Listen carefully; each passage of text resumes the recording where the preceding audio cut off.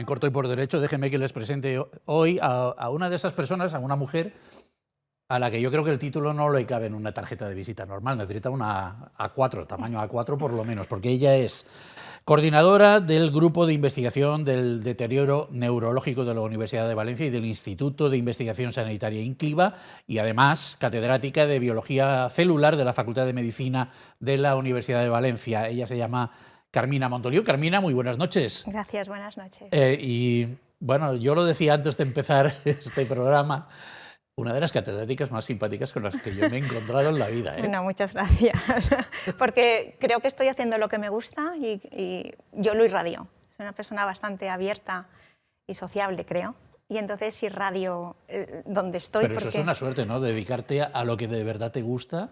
Sí, ha sido ¿Siempre un ha sido camino así? de trabajo muy duro, Ajá. porque investigación, en principio, que he estado 20 años, empecé por investigación, y es un trabajo difícil poderte mantener y poder conseguir cosas hasta el día de hoy. Y luego en estos últimos años es cuando ya cogí, bueno, 15 años o 20, ya cogí también docencia. Entonces estoy llevando paralelamente ambas situaciones. Claro, son dos situaciones muy diferentes, ¿no? Porque Sí. en la docencia estás con mucha gente y en la investigación o con poquita o tú sola. En principio llevo un grupo de investigación amplio y además he hecho Pero una los red de inicios no. colaboración. Los inicios serían más solitarios, ¿no? Bueno, los inicios es que yo estuve en el Instituto de Investigación en el citológico. Sí. El citológico, el director era Santiago Grisolía. Es un centro de investigación que ahora está la universidad, estaba al lado de Consellería. Sí. Entonces era un centro, bueno, medianamente bien, donde había muchísima interacción entre nosotros. Entonces yo empecé haciendo la tesis con alteraciones por el etanol en el cerebro.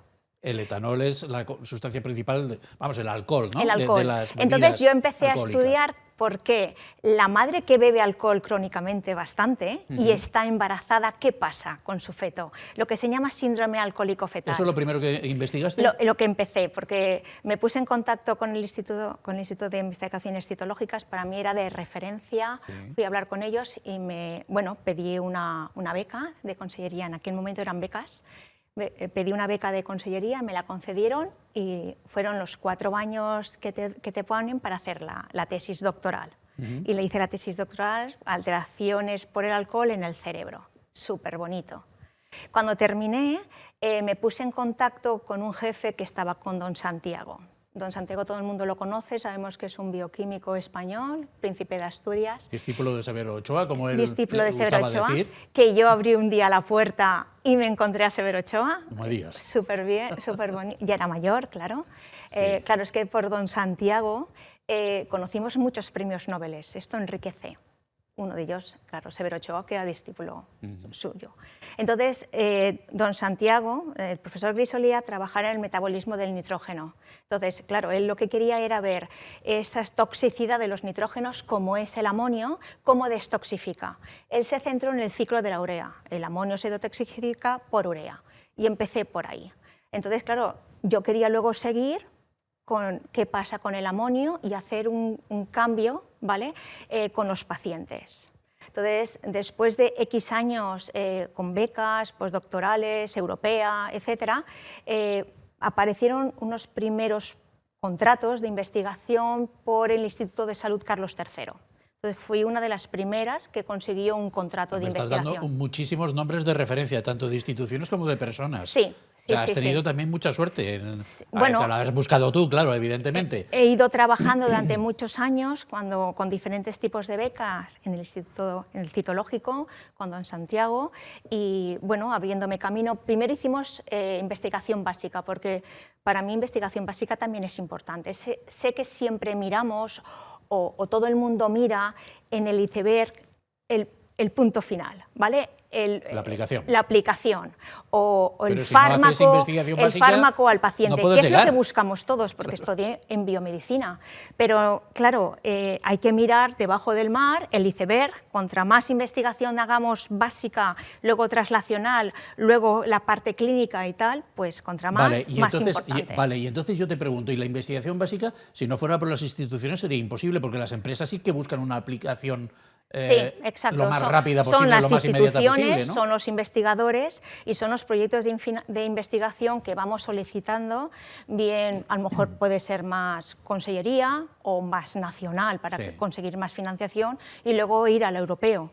Entonces, depende de tu tema de investigación, pues puedes entrar más o menos al tema para poder abrir. A los que empiezan ahora en investigación biomédica, porque tú eres bióloga, ahora hablaremos también de eso, que me interesa mucho conocer tu parecer, porque, bueno, lo adelanto ya. Yo creo recordar que Severo Ochoa dijo una vez que a él le hubiera gustado, o que él hubiera necesitado más hacer otro tipo de carrera que la que hizo. O sea, haber estudiado química más que medicina, que le hubiera ido mejor para lo que finalmente hizo. Yo no sé si, en tu caso, al ser bióloga, echas en falta alguna cosa que te hubiera podido aportar a alguna otra carrera de las que están próximas a la biología. A ver, claro.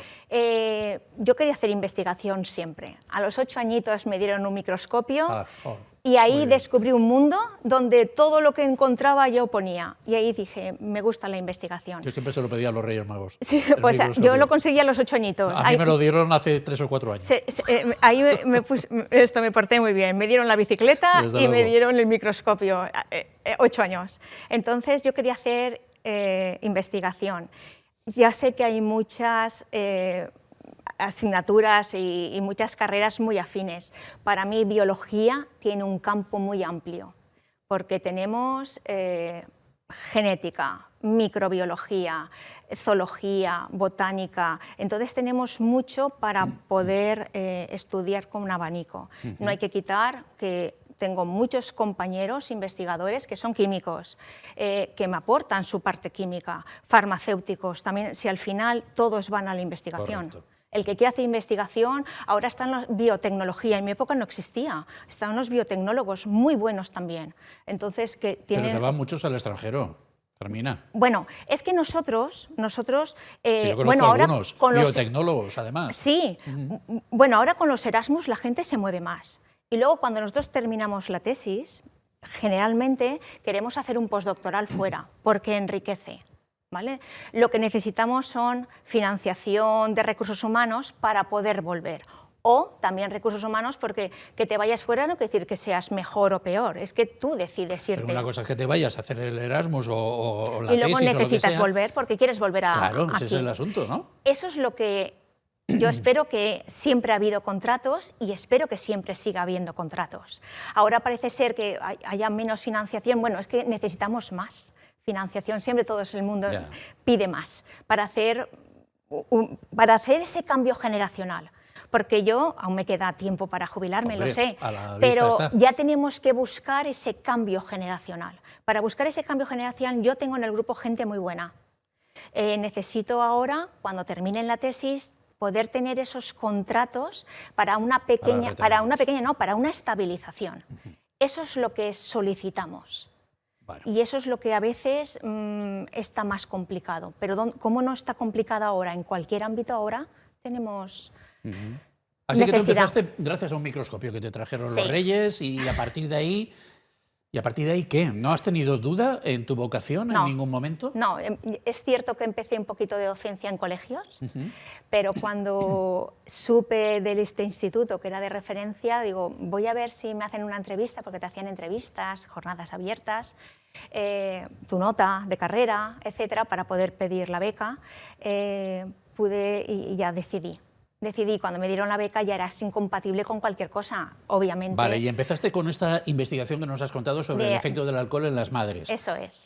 Y ahora estás con el efecto del alcohol en el deterioro, a ver si lo digo bien, deterioro neurológico a través del hígado, que es el órgano que...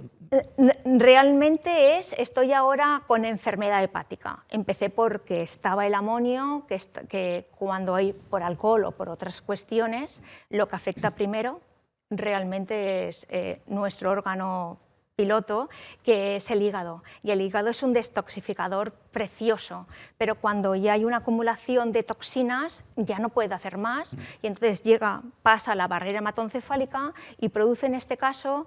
El deterioro neurológico se llama encefalopatía hepática. Tú bebes, vamos a traducirlo al cristiano. Tú bebes, el hígado filtra... Bebes crónicamente mucho. Sí. Ah, claro. No una copita. O sea, una cervecita, ¿tú te tomas una cervecita sin problemas?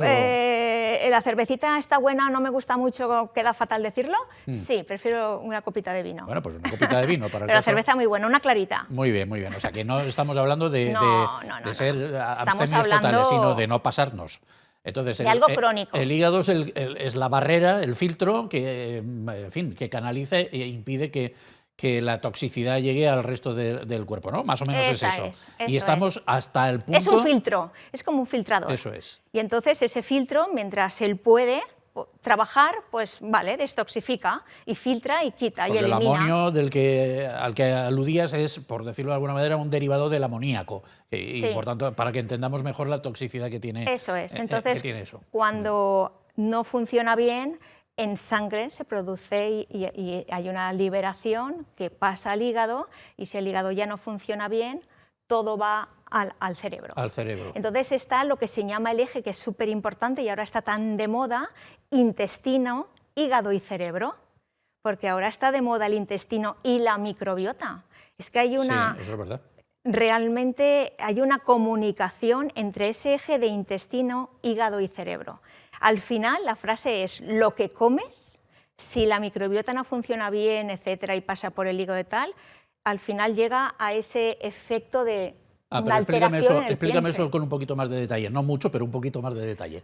Yo bebo, pasa por el intestino, estómago, intestino, llega al hígado, el hígado filtra lo que tenga que filtrar, en el intestino la microbiota hace también un papel que supongo que también será parecido, ¿no? Porque tenemos en la microbiota bacterias buenas y bacterias malas, y la microbiota lo que nos dan son vitaminas para que estemos súper bien. Si algo falla en la microbiota, una mala alimentación, la microbiota no es buena. ¿Quién es el órgano que va después del intestino? ¿A dónde lo recibe? Al hígado. El hígado es el filtrador number one. Y entonces, si vemos que, ostras, me está dando señales la microbiota, que aquí hay bacterias malas. Y no hay una cierta obsesión con lo de la microbiota. Bueno, ahora está más de moda. Que lo vemos en muchos anuncios de productos que te dicen: este cuida, o este mejora, o este amplía la microbiota. Exacto, ahora se están haciendo estudios a ver qué se puede dar al paciente para ayudar, bueno, todos somos pacientes, para ayudar al intestino para tener una bacteria buena y saludable. Entonces, ayudar a que pase al hígado y que todo funcione bien. Pero si no funciona bien, luego hay una relación que va al cerebro. El cerebro es el control de todo. Sí. Entonces, en un principio llega al cerebro alteraciones del intestino y del hígado, llega a él y tú dices: ostras, inflamación cerebro, ¿qué pasa? Entonces tenemos el sistema inmunológico. Oye, ¿qué célula es el sistema inmunológico? Ah, está la microglía. La microglía, vamos a ver si hay una poca inflamación, ella se activa para paliar, pero si esa activación y la inflamación sigue en el cerebro, ¿qué va a producir? Pues una alteración en las neuronas, en las conexiones cerebrales, y al final, ¿qué tenemos? Una alteración en el deterioro neurológico. Entonces, ese eje intestino, hígado, cerebro es una conexión, y lo que comes al final es lo que tú te sientes o lo que tú piensas. Porque si no funciona bien, como he dicho antes, pasa la barrera hematoencefálica, llega un momento que el sistema inmunológico del cerebro, que hay una inflamación, no funciona bien y todo se altera. Vale, y entonces tu investigación, ¿en qué consiste? ¿En confirmar que la ingesta excesiva de alcohol perturba el cerebro?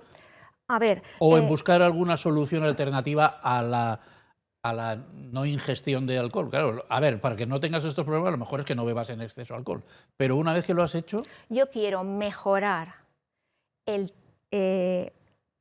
tratamiento y la prevención del deterioro neurológico, el deterioro cognitivo y funcional. Quiero diagnosticar tempranamente... Sí.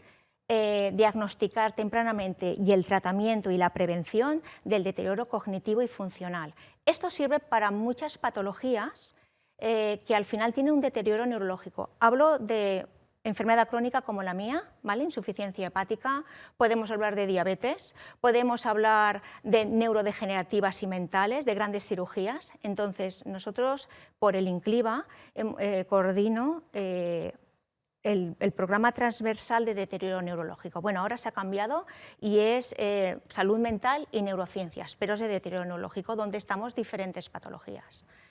Yo tengo más avanzado una secuencia y lo que estamos haciendo es que las diferentes patologías hagamos la misma secuencia para ver qué tenemos en común y qué tenemos diferente y ayudarnos unos a otros. Entonces, cuando en mi caso, ¿por qué la importancia de la insuficiencia hepática? Pues en España, cada año, muere más de 12.000 personas al año, 12.000 personas al año por insuficiencia hepática. Es un problema importante. Entonces, esta insuficiencia hepática tiene lo que se llama una encefalopatía hepática. La encefalopatía hepática es tan sencillo como decir que es una alteración funcional del cerebro. Previamente se produce... Causada por el hígado. Exacto. Entonces, claro, 12.000 personas al año en España que mueran es un problema importante. O sea, 12.000 personas al año mueren en España porque... Por insuficiencia hepática, porque el hígado no funciona. Un problema del hígado que repercute también en el cerebro. Claro. Entonces, antes de llegar ahí, ¿qué queremos estudiar? Yo quiero estudiar, digamos, la primera etapa antes de llegar a los diferentes episodios de encefalopatía hepática, que se llama, en este caso en concreto, encefalopatía hepática mínima, que es un deterioro neurológico leve. Entonces yo quiero estudiar porque quiero... ¿Cómo de leve? Predecir. Pues clínicamente a lo mejor van al médico y están bien, pero empiezan a tener pequeños cambios en la vida cotidiana. ¿Vale? Empiezan a tener pues, mal coordinación, mala memoria, pero no es por la edad, ojo, no tenemos que ahora que mezclar la edad, no. Entonces, ahora en estos momentos no hay fáciles diagnósticos para decir que esta persona tiene un deterioro cognitivo leve, no lo hay, porque hay unos test, pero el test tarda en hacerse, entonces en la clínica diaria no se puede pasar. Entonces lo que buscamos son biomarcadores y conocer el mecanismo por el cual poder predecir esa leve. Es decir, cuando tú te encuentras un paciente con un deterioro cognitivo leve, no. Saber si se debe a esto o se debe a otra cosa. No, a mí, por ejemplo, yo estoy con clínicos Sí. de diferentes hospitales que hacemos colaboraciones y me envían un paciente con enfermedad hepática, con insuficiencia hepática. Entonces, hay un test, que es el que está regido, pero me di cuenta que no era suficiente y estoy poniendo unos test, otros más específicos, de atención, de coordinación, etc. Y entonces yo ahí les digo, aparte de la clínica, este paciente tiene deterioro neurológico leve. Yo aviso, vamos a ver cómo se puede solucionar para predecir y para prevenir. O sea, toda la investigación es a base del funcionamiento del hígado. O sea, sí. El origen de tu investigación es el hígado, no el cerebro. No, no, es el cerebro, porque cuando yo digo que tiene deterioro neurológico es porque ya ha pasado la barrera hematoencefálica y ya tiene alteraciones en el cerebro. ¿Cómo lo haces? Pues claro, el primero vemos que tiene una inflamación periférica, con lo cual tenemos que mirar qué células son las responsables, pues ¿qué tenemos en sangre? O sea, en la superficie del hígado. Sí, en sangre, plasma, Perdón que te suero. pregunte todos estos detalles, pero trato porque cuando nos detoxifica bien, va a la sangre. Sí. Entonces yo, por el plasma, una analítica y sacas plasma, tú puedes mirar ahí que... O sea, el primer indicio te lo da el plasma. El plasma, la sangre periférica. Y te dices, aquí pasa algo, que y te vas a mirar al hígado. Que no tiene mayor importancia porque la sangre periférica es una analítica, vale. no pasa nada con el paciente. Entonces ahí me está diciendo que hay una inflamación en sangre.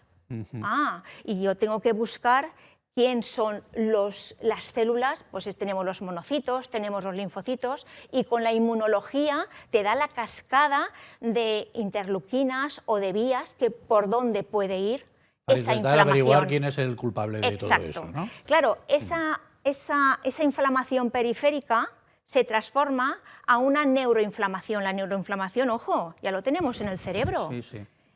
¿Cómo has sabido que tenemos neuroinflamación? En pacientes, porque en modelos animales sí, pero en pacientes pues resulta pero entonces, que... Y al revés, Carmina, se puede hacer, es decir, tú notas un deterioro cognitivo leve o no tan leve, y a partir de ahí bajas hasta ver qué es el hígado, qué es el plasma... Puedes hacerlo, pero generalmente yo parto ya de pacientes que tienen problemas en el hígado. Vale. Con lo cual ya estoy concretando. Porque me imagino que los deterioros cognitivos pueden ser por muchas causas y que no será fácil averiguar.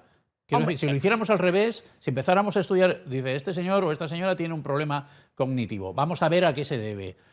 Se puede. Primero hacemos los test psicométricos en este momento. Pero puede haber muchísimas causas, Claro, no solo el hígado. Por ejemplo, la enfermedad crónica con diabetes. He colaborado con los endocrinos maravillosamente y resulta que los pacientes, algunos de ellos, tienen deterioro neurológico. Entonces, dependía de cómo sea, si es de memoria, hipocampo, o si es de coordinación, cerebelo. Entonces, la gente que se pone insulina a veces no se la ponía bien. ¿Por qué? Porque resulta que tenía un deterioro neurológico de coordinación. Eso se tiene que saber para ayudar al paciente y saberlo, decir, vamos a ir con cuidado, vamos a repetirlo, por ejemplo. A mí me da la impresión de que el hígado debe ser ese gran desconocido del cuerpo humano, bueno, con el bazo, que sí, eso es verdad. Lo que pasa es que nosotros estamos queriendo prevenir esa alteración neurológica. Por ejemplo, en la vida diaria, ¿qué pasa en un deterioro neurológico? ¿Qué pasa? ¿Qué pasa? Pues resulta que hay caídas, hay menos estabilidad. ¿Qué ocurre? Yendo más al hospital, con lo cual es un sistema, es algo que es importante en la sociedad. Resulta que hemos hecho un estudio de conducir. La vida diaria es conducir. Sí. Hicimos un estudio con el Instituto de Tráfico y Seguridad Vial del INTRAS en la Universidad de Valencia. Luis Montoro. Sí, en aquella época, sí señor. Y resulta que ellos tenían un simulador súper divertido, el Simuveg. Primero es un simulador que tú entras en el coche y luego hay un circuito, una pantalla enorme y hay un circuito donde tú, según cómo conduces, aparecen unas cosas y otras. Y además, también cuando hacemos la renovación del carnet de conducir, lo que hacemos del caminito, etcétera, sí, también lo pudimos hacer. ¿Qué vimos en estos pacientes que tienen deterioro? Claro, ya sé que tú dices, bueno, están para volver a ver si pueden conducir. Resulta que el del caminito iban más lentos, pero tenían que hacer, yendo más lentos, tenían que corregir más para hacerlo bien. Hicimos con el simulador una vía recta, una persona control, digamos una persona sana, en la vía recta sin problema. Ellos tenían que corregir más el volante para poderlo llevar recto. Y esto, no sé en qué punto estás de la investigación. Entonces, sí que hay cuestiones en la clínica, en la parte diaria, que sí que ves que el paciente tiene alteraciones. Las caídas es malo. ¿Y cómo lo resuelves? Quiero decir, no sé en qué punto de la investigación estás, si has llegado ya al final, estás cerca, si esto acabará con un fármaco, si esto acabará con una terapia, ¿cuál es la perspectiva? En este momento, el único que tenemos ahora de tratamiento es la rifaximina. ¿Eso qué es? Que la rifaximina es un antibiótico, con lo que va a la microbiota. ¿Vale? Entonces, se le puede dar clínicamente al paciente rifaximina. Y entonces, claro, empezamos a estudiar qué pasa con la rifaximina, porque es un antibiótico. Entonces, resulta que vimos que el 60% de los pacientes mejoraban ese deterioro neurológico y el 40% no. Y se mejoraba porque esa inflamación disminuía. Vale, pero ¿qué pasa con ese 40%? ¿Qué ocurre? Entonces estamos mirando, estamos estudiando, que a mí me gusta mucho, el mecanismo por el cual tenemos que ver ese tratamiento revierte ese deterioro neurológico y por qué ese 40% de pacientes no revierte. Ya sabemos que es la inflamación, pero tenemos que buscar más. Ahora hemos visto, estamos hablando de unas vesículas pequeñas que son exosomas. Los exosomas hemos visto en investigación que son muy importantes. Hay una comunicación, los exosomas tienen vitaminas, tienen grasas, tienen material genético como el ARN, es una celulita ya sola casi. Hace la comunicación de una célula con otra y es tan importante como puede ayudar a decir este paciente tiene este daño, como también puede pasar ese daño por la barrera hematoencefálica. A ti esto te pone, ¿eh? Entonces, sí, entonces estamos ahora usando los exosomas, ¿vale? Para ver si nos puede ayudar para saber ese mecanismo, cómo funciona. Porque yo quiero saber el mecanismo y decir, oye, ¿tenemos otro tratamiento aparte de la rifaximina que le podamos dar al paciente porque he conseguido ese...? Y cuando termines toda esta investigación, que la terminarás mucho antes de jubilarte porque eres jovencísima, cuando la termines, ¿a qué te vas a dedicar? Yo creo que esta investigación no se termina porque nosotros, los investigadores, hacemos preguntas o objetivos para tener respuestas. Y esas respuestas te dan a otras preguntas y otros objetivos. O sea, te vas a quedar toda la vida ya con este asunto. Sí. aún me queda y espero llegar. Además, ahora, por ejemplo, está la diferencia de hombre y mujer. Hemos podido hacer una aplicación, en este caso en la nuestra, de enfermedad hepática, en donde viendo unos parámetros bioquímicos y clínicos podemos detectar el deterioro neurológico. ¿Es Estamos mayor en este un punto. sexo que en el otro? Ay, bueno, es que se empezó en que los pacientes que más, a lo mejor por alcohol, bebían era el hombre, más que la mujer. Pero también pesa más normalmente el hombre Pero que la pesa mujer. más. Entonces ahora hay un 50-50, Ajá. no crea. Las mujeres beben más ahora, ¿no? Bueno, Dicen. bebemos, se bebe, Igual que fuman más y... sí. Entonces ahora sí que tengo pacientes que antes no tenía, de mujeres jóvenes ya con una enfermedad hepática crónica. Caramba. Y además hemos visto que los estadios anteriores a la cirrosis, que ya es la parte más crónica, como es la estetopatitis, empezamos con hígado graso, quien no tiene hígado graso y no pasa nada, pero luego puede pasar a una estetopatitis, la gente es joven, 40, 45 años, y ahí también vemos que hay un 32% de deterioro neurológico. Eso lo tenemos que predecir y evitar. Claro, el mecanismo es diferente, porque una cosa es una enfermedad crónica ya final, digamos, y aquí están toda la inflamación luchando para que no ocurra esto. Entonces, mecanismos diferentes, pero tenemos que averiguar más.